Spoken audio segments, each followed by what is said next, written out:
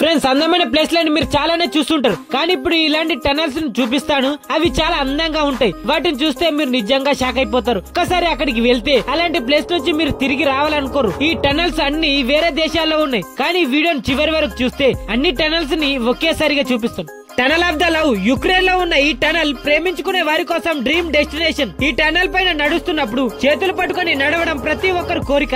ఈ టనల్ గురించి ఇంకో రహస్యమైన విషయం ఏంటంటే, రష్యా యుక్రెయిన్ యుద్ధం తర్వాతనే ఈ టనల్ గురించి తెలిసిందంట.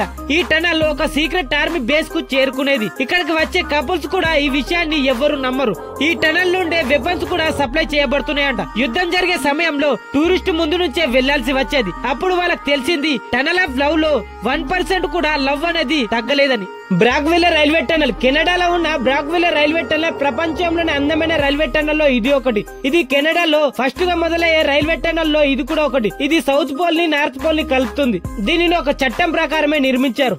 నిర్మించినప్పుడు వాళ్ళకి తెలియలేదు ఇది ఒక్కసారిగా అందంగా మారిపోతుందని. దీనిని ట్రైన్స్ కోసం బంద్ చేసి ప్రజల కోసం ఓపెన్ చేయడం స్టార్ట్ చేశారు. అప్పటి నుండి దీనికి చాలా చేంజెస్ చేశారు. గోడలకు రంగులు వేయడం, మరి నడుచుకుంటూ వెళ్లే వాళ్ళ కోసం చాలా సౌకర్యాలు చేయడం. అప్పటి నుండి ఈ టనల్ చాలా అందంగా మారిపోయింది.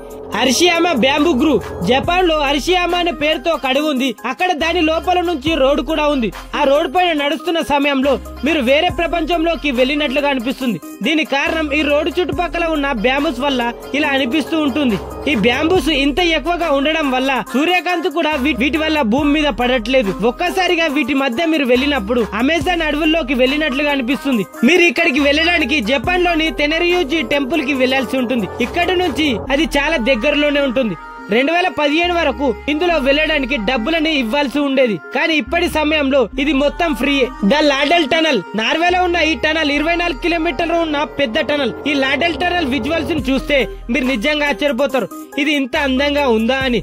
దీని లోపల కార్స్ నడిపించినప్పుడు మీరు ఈ విజువల్స్ ను చూసి ఒక హై బడ్జెట్ మూవీ సెట్ లోకి వచ్చినట్లుగా అనిపిస్తుంది. గోడలను ఇలా తయారు చేశారంటే లోపలికి వెళ్లిన వాళ్ళకి చాలా అద్భుతంగా అనిపించేలా చేశారు. దీనిని తయారు చేసేటప్పుడు ఇందులో అడ్వెంచర్ గా ఉండేలా చూసుకున్నారు. ఈ టనల్ లో ఒక్క ఎగ్జిట్ కూడా లేదు. మీరు లోపలికి వెళ్తే 24 కిలోమీటర్ కానిదే మీరు బయటకు రాలేరు. కానీ దీని లోపలికి వెళ్లిన వారు మాత్రం 24 కిలోమీటర్లు ఉందని అనుకుంటూ ఉంటారు, ఎందుకంటే ఈ టనల్ లోపల చాలా అద్భుతంగా ఉంటుంది కాబట్టి. వెస్టేరియన్ టనల్ జపాన్ లో ఉంటుంది. మీరు ఎప్పుడైనా ఆలోచించారా స్వర్గం డోర్ తెరిస్తే ఎలా ఉంటుందో అని? కానీ వెస్టేరియన్ టనల్ ని చూస్తే అలానే అనిపిస్తుంది.